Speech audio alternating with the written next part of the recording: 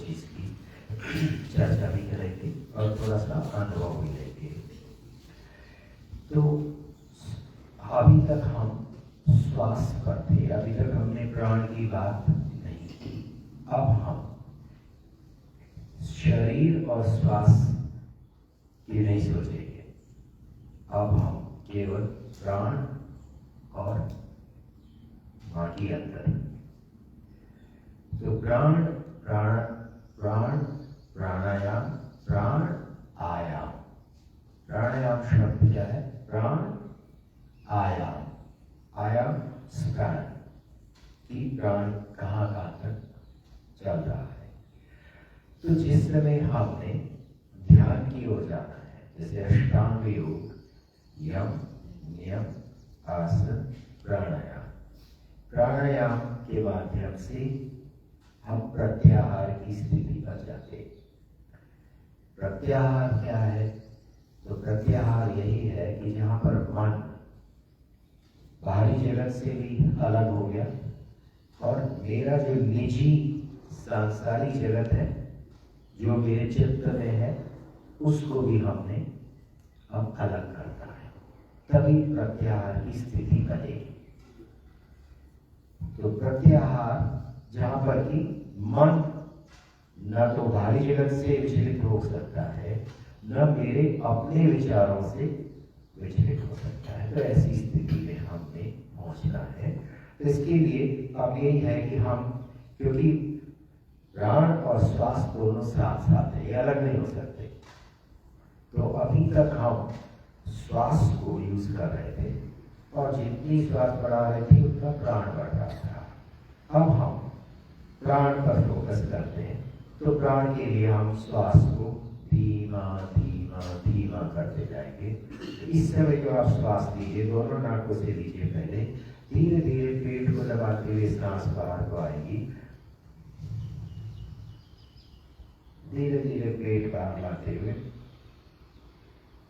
तो अब श्वास में आवाज लगभग कम ही होने लगती है या खत्म ही होने लगती है। तो दोनों नाकों से आप अंदर ले बाहर ले, रोकना नहीं है।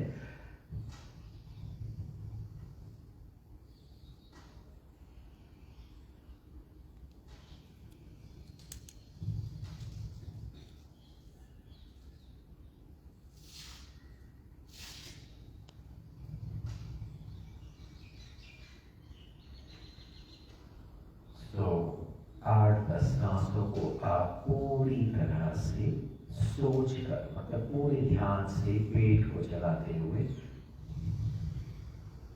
पेट दबा रहे हैं तो सांस बाहर आ रही है, पेट को बाहर को जाने दे रहे हैं तो सांस अंदर भर रही है।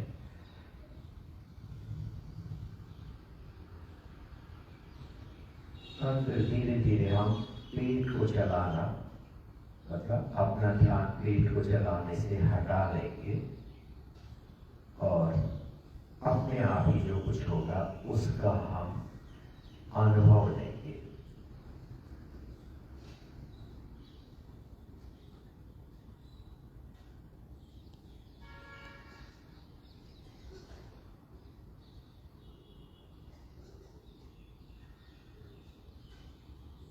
तो आप देखोगे कि धीरे धीरे पेट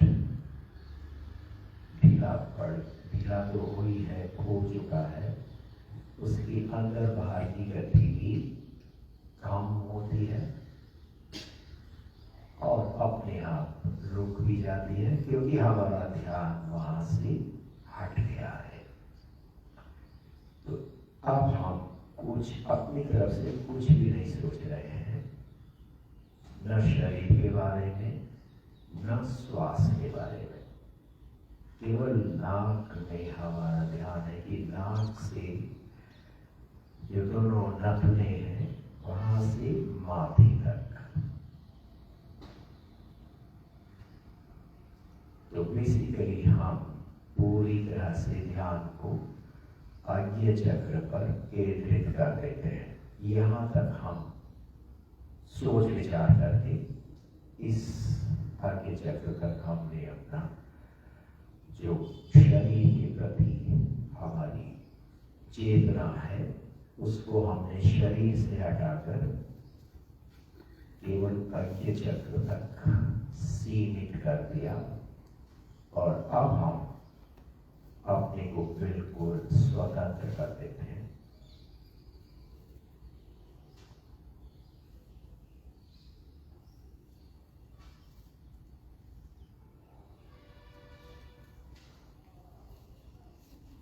अपनी तरफ से कुछ भी नहीं सोच रहे हैं, लेकिन जो कुछ भी अनुभव में मिल रहा है उसको पूरी तरह से हम समझ रहे हैं। समझ में न भी आए तो चेतना पूरी है कि क्या अनुभव, क्या एक्सपीरियंस मिला या मिल रहा है।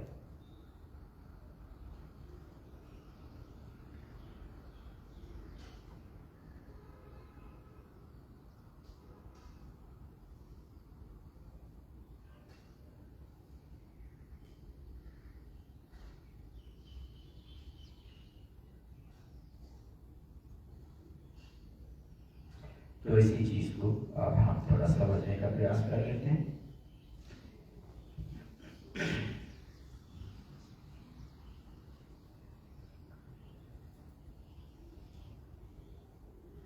कैसा लग रहा है?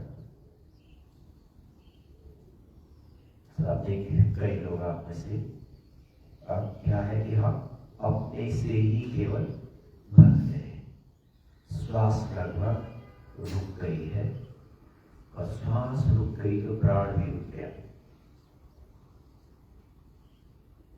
और प्राण की गति केवल इतनी है कि मन और चित्त इन दो को केवल इनके बीच में अभी ये एक्टिव है, बाकी शरीर में प्राण का, तो प्राण का आयाम शरीर से वापस हो गया और हम मन के माध्यम से चित्त को जान पाएंगे कि मेरे दिमाग में क्या क्या मैंने उलझाया हुआ है। और ये अपने आप आपको, तो मन के ऊपर अब हमारे चित्त की जो भी स्थिति है वो अपने आप दृश्यमान होती रहती है।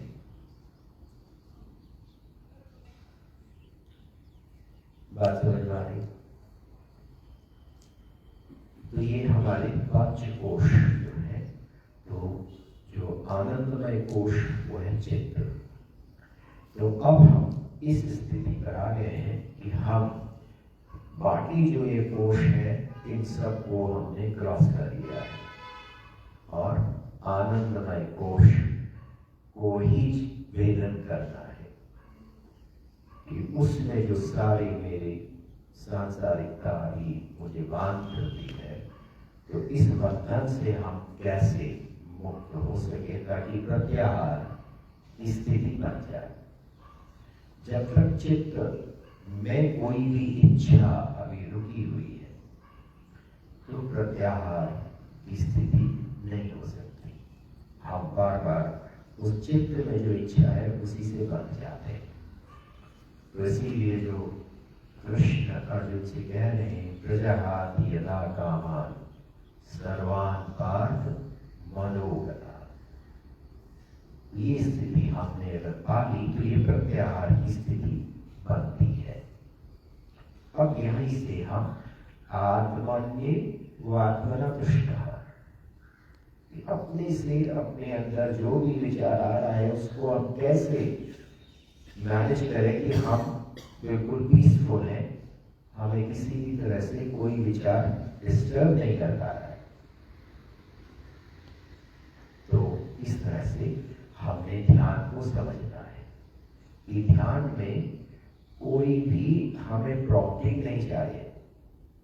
प्रॉम्प्टिंग करने से तो जो चित्त में जो भरा है वो खाली नहीं हो सकता, क्योंकि हम उसको भुला रहे हैं। हम कहते नहीं मन के ऊपर कोई कुछ नहीं आने दो, मन के ऊपर कुछ नहीं आएगा तो कैसे जानेगी कि मेरी प्रॉब्लम क्या है। तो इसलिए ये सब एक नेचुरल स्टेजेस है, अपने आप से बनती है। बस हमने दृष्टा भाव से बैठ जाना है। तो यही चीज योग सूत्र कहते हैं। योग सूत्र क्या कहते हैं? पहले ही जो समाधि पाठ पहला पाठ है, पहला सूत्र कहता है अथ योगानुशासनम। ये योग का अनुशासन है, डिसिप्लिन। क्या है? योगश्चित्त वृत्ति निरोध। कि चित्त की जो वृत्तियां क्या है? जो इच्छाएं हो रही है, तो उनको हमने निरोध करना है, उसका विरोध नहीं करना है। तो जो शब्द यूज हुआ है निरोध, निरोध का मतलब है बिल्कुल शांत, मतलब समझा बुझा के, जैसे एक बच्चे को समझा बुझा के आप सेटिस्फाई कर दीजिए, और अगर आपके नहीं होगा तो वो भी विरोध करेगा। तो इसलिए ध्यान के माध्यम से हम जो कुछ भी हमारी इच्छाएं हैं उनको समझने का प्रयास करते हैं, और फिर अपने को ही समझाना है। तो आत्मन्ये वात्मना, अपने से अपने को समझाना है। तो ये चीज क्या है? इसके लिए मैं आपको अपना एक अनुभव शेयर कर देता हूँ। पहले मुझे भी ये चीजें समझ में नहीं आती थी, लेकिन एक दिन का ये मेरा अनुभव हुआ। 2008 की बात है। I was still in active service. तो सुबह के अपने नित्य कर्म में जो ध्यान का ज़्यादा नहीं, 1-2 मिनट का ही चीज होती है। तो जैसे ही समय हो गया था कि अब ऑफिस के लिए स्टार्ट करना है, तो उठो। तो जैसे ही वो समय पूरा होने वाला था कि एक मन के ऊपर विचार आया, आज बड़ा अच्छा ध्यान हुआ। तो जैसे ही ये विचार मन के ऊपर लिखा, आज बड़ा अच्छा, मेरी आगे बंद थी, ध्यान में बैठा था, लेकिन मन के ऊपर विचार हुआ, आज बड़ा अच्छा ध्यान हुआ। जैसे ही ये विचार आया, प्रश्न उसके पीछे बिल्कुल, अच्छा ध्यान क्या होता है? ये प्रश्न हुआ। और जैसे ही ये प्रश्न हुआ, अच्छा ध्यान क्या होता है, उत्तर भी मन के ऊपर दिखने लगे। हो सकता है चेहरा चमक रहा है, हो सकता है चेहरे से ऊर्जा फैली है, एक बड़ा ऑरा बन गया है। इस तरह की बातें मन के ऊपर दिखने लगी। तो उसी के बीच में आदेश हुआ, आंख खोल लो, देख लो। और जब आंख खुल नहीं पाई तो अरे आंख खोल ले। तो मैंने आंख जैसे ही खोली, मैं सोच रहा था आंख खोलते ही मुझे सारा दृश्य नजर आएगा, तो मुझे कुछ भी नजर नहीं आया सामने देखते हुए। तो मैंने अपनी आंख की पुतलियां ऐसे घुमा की कोशिश की कि मेरा चेहरा मुझे नजर आए कि कितना चमक रहा है। और जब नहीं दिखा तो थोड़ा सा परेशान हो रहा था कि अंदर से ही फिर से ज्ञान मिला, बिना दर्पण के चेहरा देख लोगे क्या? जैसे ये ज्ञान फ्लैश हुआ कि can you see your face without a mirror? I said my God, आज तक मैंने अपना चेहरा ही नहीं देखा है, and I need a mirror to see my face. अब आप विचार करिए कि क्या आपने अपना चेहरा देखा हुआ है? नहीं देखा है। हम दर्पण में जो फिगर बन रही उसको देख के सोचते हैं मैं ऐसा हूं या। तो मैंने कहा भाई, अगर दर्पण अच्छा नहीं होगा तो चेहरा उसमें टेढ़ा हो जाएगा। Depends on mirrors quality. जैसी दर्पण का सरफेस है वैसा ही चेहरा बन जाएगा।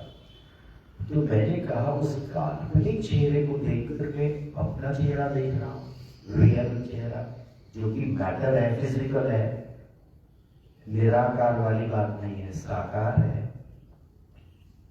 तो मैं थोड़ा डिस्टर्ब हुआ कि ये जब चेहरा ही नहीं देख सकते तो ध्यान किस लिए कर रहे हैं? अगर आत्मा के दर्शन के लिए कर रहे हैं तो आत्मा तो निराकार है, जो साकार है उसको तो देख नहीं सकते, तो निराकार को कहां से देखेंगे? इस पर ये सारा ध्यान ही हो रहा है, ऐसा नहीं कि मैं ध्यान से बाहर आ गया हूं। I am still in meditation and this dialogue is continuing. एक प्रश्न कर रहा है जो अपने को, और एक आंसर कर रहा है अपने से।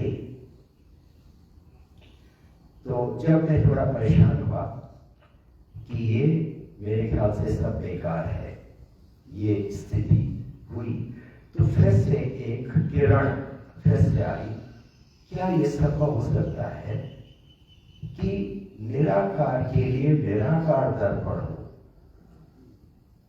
साकार के लिए साकार दर्पण है?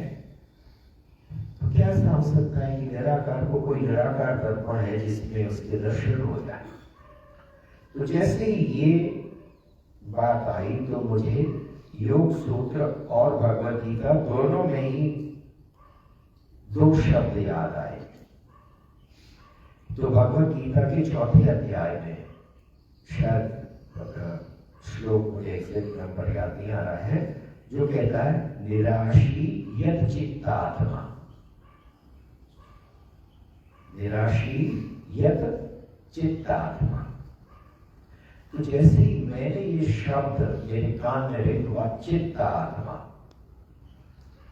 तो मुझे एकदम से रियलाइजेशन हुआ, अच्छा ये चित्त ही दर्पण है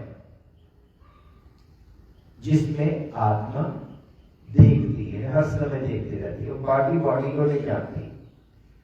आत्मा केवल हमारे चित्त में बंद, मतलब संपर्क रखती है, और जिस तरह से दर्पण जैसा, तो चित्त जैसा होगा वैसा ही आत्मा का स्वरूप हो जाएगा। तो मैंने कहा वाह, आज समझ में आ गया कि ये मैं कौन है। तो मैं कौन है? आत्मा चित्त के साथ। और जैसे ही हम चित्त को शांत कर देंगे, चित्त में कोई भी अगर इच्छा नहीं है, तो वही प्रजाति यदा कामः, कि जिस समय हम अपनी सारी इच्छाओं को शांत कर दें तो फिर आत्मा और चेतात्मा एक हो गए। यही ध्यान का लक्ष्य है। तो उस दिन तो ईश्वर की ऐसी कृपा रही कि ये जो बात समझ में नहीं आती थी, अपने से अपने को क्या करना है, तो हमने बस इस चित्र को ही रिफाइन करना है, और उसके लिए स्वाध्याय। तो योग सूत्र इतने मतलब सिस्टमेटिक है, मैं तो आश्चर्य करता हूं कि महर्षि पतंजलि जी ने इतना गहराई का ज्ञान कहां से शब्दों में पूरा लिख दिया। तो चित्त वृत्ति निरोध, अगर ये हो जाए तो क्या होगा? तदा द्रष्टु स्वरूपे अवस्थानम। यदि चित्त वृत्ति निरोध हो गई तो ये देखने वाला मैं अपने वास्तविक स्वरूप में पहुंच जाएगा। वास्तविक स्वरूप क्या है? आत्मा। बात समझ में आई? तो ये चीज मतलब हमारा जो शास्त्र है ये कोई मिथ्या नहीं है, ये तो प्रत्यक्ष है। बस हमें उसको प्रत्यक्ष करना है, और तभी फिर समझ आती है कि क्यों, अगर हम एक एक डिग्री के लिए इतना स्ट्रगल करते हैं, है ना, फर्स्ट सेकंड थर्ड से लेके हाई स्कूल किया, इंटर किया, बीएससी किया, एमएससी किया, पीएचडी किया, डीलिट किया, क्या क्या किया, तो उस विषय में हम अपनी जानकारी बढ़ाते जा रहे हैं। तो इसी तरह से अध्यात्म की जानकारी जब तक नहीं बढ़ेगी तो आप कितना भी जान कर लीजिए, वो अलग बात है कि जो पहले से ही विलीन स्थिति वाले हैं। तो जब कह सकते हैं कि जो इतने सारे हमारे पूर्व में लोग हुए हैं, संत हुए हैं, जबकि कोई एजुकेशन नहीं थी, वो केवल नाम जप से, तो ऐसे जो शरीरधारी विशेष आत्माएं हैं, ये सब पूर्व जन्मों में इस गृहस्थ में रहते हुए, मतलब उन्हें सारे आश्रम पूरे कर लिए होते हैं। और ये वाकई योग सूत्र ही बताते हैं कि जब आपको पूर्ण ज्ञान हो गया है, आप विधेय स्थिति में पहुंच गए कि आप शरीर से अपने को बिल्कुल अलग, शरीर केवल एक जैसे घर हमारा है, घर में ताला लगा के हम यहाँ बैठे हैं, तो ऐसे ही जो इसमें आत्मा है वो इसको कहीं बिठा देती है, अपना पता नहीं कहाँ जाके किसके साथ मिलके उससे क्या कार्य करवा ले। तो ये ईश्वरीय है। और इसका जो वास्तविक मतलब अनुभव मिलता है वो आचार्य श्री राम शर्मा जी के, अगर उनका आप जीवनी देखिएगा, शांति कुछ गुजरात से तो बहुत उनकी मतलब फॉलोअर्स हैं, तो उन्होंने स्वयं लिखा है कि उनके जो गुरु थे वो उनको सूक्ष्म शरीर में प्रत्यक्ष हुए जब वो शायद 7 वर्ष के ही थे। और क्योंकि ब्राह्मण परिवार से थे तो उनके पिताजी भी वृत्ति करते थे, पंडिताई करते थे, तो उनको भी अपना वो सुबह गायत्री जप में उनको एक प्रकाश, उन्होंने लिखा है ये अपने पुस्तक में कि मेरे सामने एक प्रकाश पुंज और उसमें एक महात्मा खड़े हैं और उन्होंने बोला घबराओ मत, मैं तुम्हारा गुरु हूं और तुमको विश्वास नहीं होगा तो पिछले 3 जन्मों का, पिछले 3 जन्मों का मैं तुमको अभी दर्शन करा देता हूं। उन्होंने लिखा है कि मैंने 3 जन्मों का अपना देख लिया क्षण में। और उसके बाद गुरुजी ने उनको बोला कि आज आने का प्रयोजन इतना ही था कि तुम्हें सावधान करना था कि आप साधारण व्यक्ति नहीं है, आपसे ईश्वरीय कार्य बहुत कराने हैं, तो आपने बहुत सावधान होकर अपना ये जीवन चलाना है और समय समय पर मैं इसी तरह से आपको दिशा निर्देश करता रहूंगा। उसके बाद फिर वो लिखते हैं कि शायद जब वो 12 वर्ष के थे ऐसी का, मतलब ये थोड़ा सा ये चीजें कंफ्यूज होते हैं कि उतनी स्मृति में जरा, तो अगली बार जब दर्शन हुई तो उन्होंने कहा अब आप हिमालय आ जाइए और आपके लिए सारे रास्ते अपने आप बनेंगे। तो लिखते हैं कि मैंने घर वालों से कहा मैं तो परसों निकल रहा हूँ, और घर वाले भी तब तक जान चुके थे कि ये कोई विलक्षण ही है, क्योंकि उनके सारे जो कर्म थे वो ब्राह्मणों के नहीं, वो जैसे उनके घर में जो उस समय मेहरानी होती थी जो सारा शौच वगैरह उठा के ले जाती थी, वो करती थी, वो 3-4 दिन काम में नहीं आई तो उसके घर चले गए, देखा वो बेचारी बुखार में पड़ी हुई है, तो वो उसकी दवा करने में लग गए, तो समाज में बड़ा विरोध हुआ कि ये तो सब भ्रष्ट कर रहा है। तो इस तरह से मतलब वो ये था कि उनके कर्म दिखा रहे थे कि वो साधारण नहीं है। तो फिर मतलब घर से भी कोई विरोध नहीं हुआ। वो कहते हैं मैं मथुरा गांव, अमन खेड़ा का गांव मथुरा में था, वहां से वो कहते हैं कि मैंने मथुरा से हरिद्वार तक तो ट्रेन थी, ट्रेन में गया, हरिद्वार से देवप्रयाग तक पैदल गंगा जी के किनारे किनारे, देवप्रयाग से उत्तरकाशी तक भी कुछ सुविधा थी, उत्तरकाशी से आगे भी सारा गंगा जी के किनारे किनारे घाटी में ही पैदल जाना था।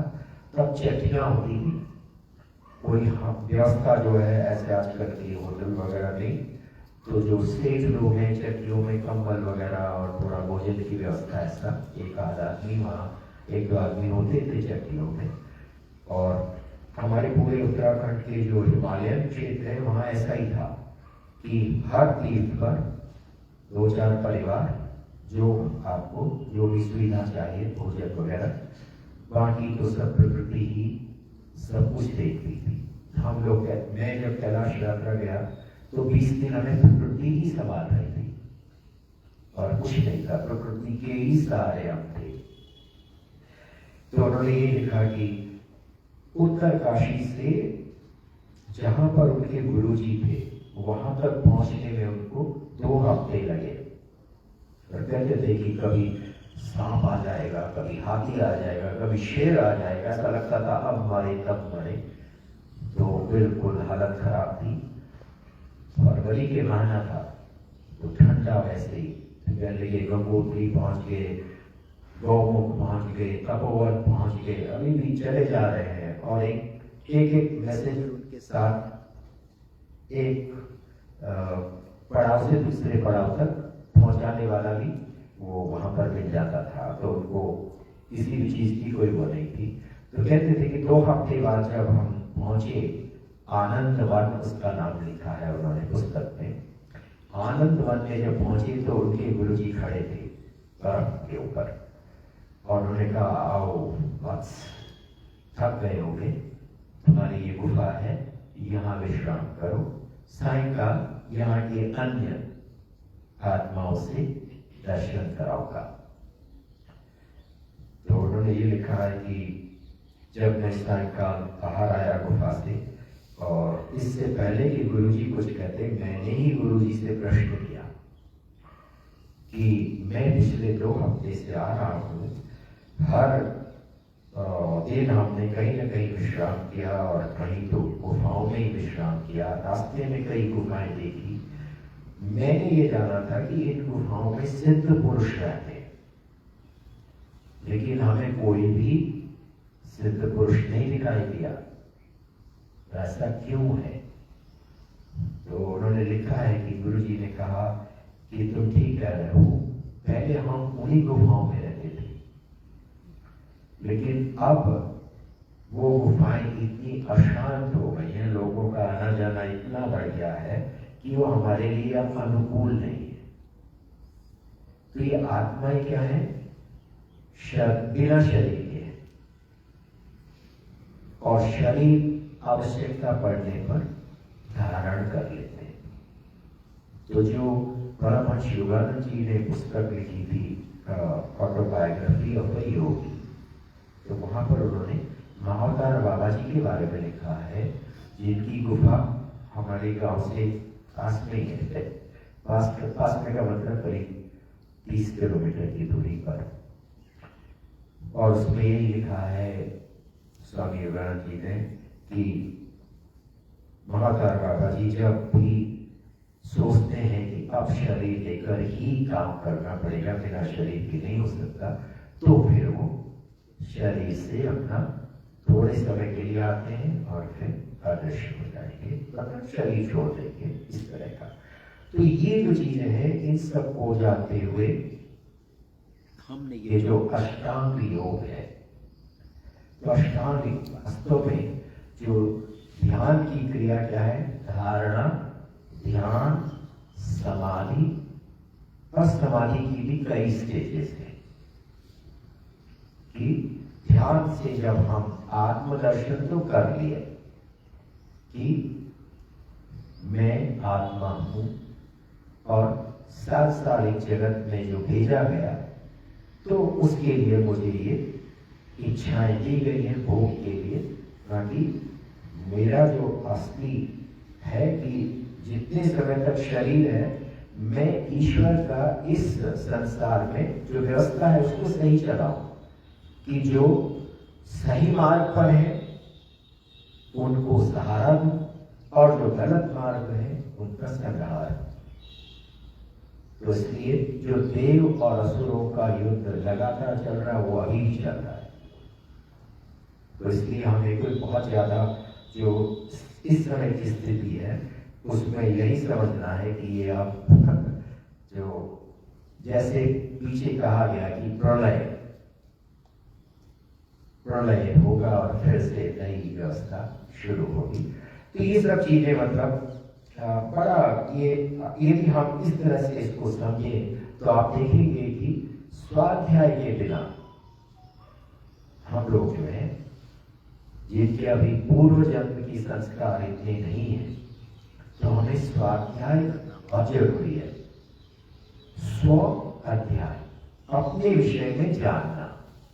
तो स्वाध्याय जो शास्त्र है इन शास्त्रों के माध्यम से हम अपने को उस परम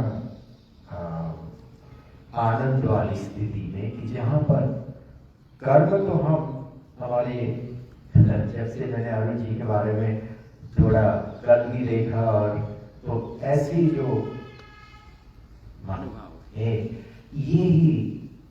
ये सब ईश्वर के ही मैसेजर्स है और इन्हीं लोगों के माध्यम से ये व्यवस्था ईश्वर इस मृत्यु रूप में चला पा रहे हैं। तो इस तरह का ये है।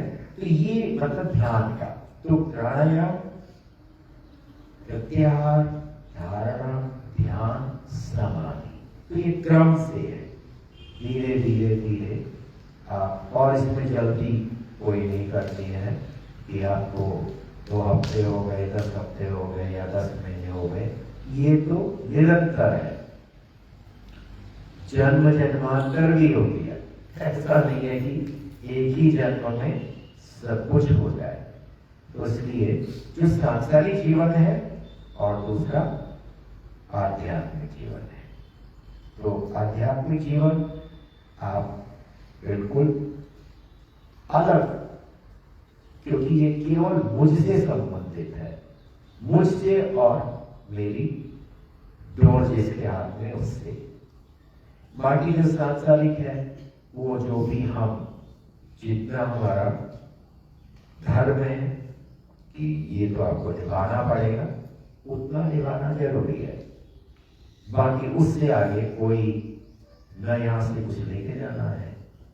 तो इस तरह से जब हम इसको देखेंगे तो आप देखिएगा कि स्वाध्याय के लिए जो उपनिषद ये सब बड़े बड़े ग्रंथ तो हैं लेकिन हमारे लिए जो सिंप्लीफाइड तो भगवत गीता इसीलिए लिखी गई कि सारा सार एक मतलब बिल्कुल साइंटिफिक तरह से भगवत गीता ने दिया है और योग सूत्रों ने तो उसको और भी कह सकते हैं कि हम और भी गहरी रिसर्च के बाद उसको इतना एग्जैक्ट कर दिया है कि वो बिल्कुल 100% सत्य है और हम उसको प्रत्यक्ष कर सकते हैं। तो इस तरह से हम इसको समझेंगे। मेरे ख्याल से समय हो चुका है। यस तो हम 3 बार ओम मंत्र का जाप करके इसको समाप्त करते हैं। लंबी सांस लीजिए।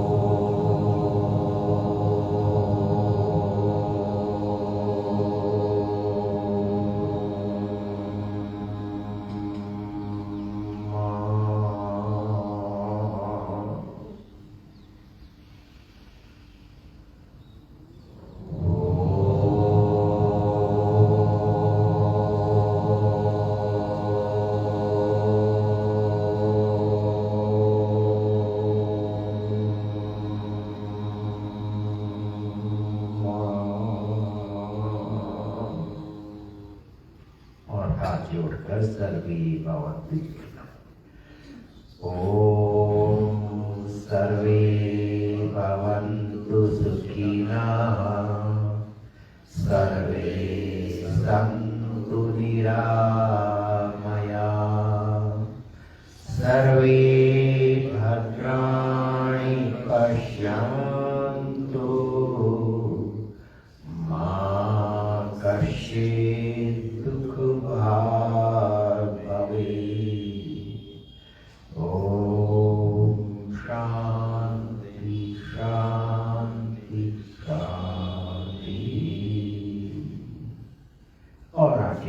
करते हुए हथेलियां थोड़ी गर्म कर लें।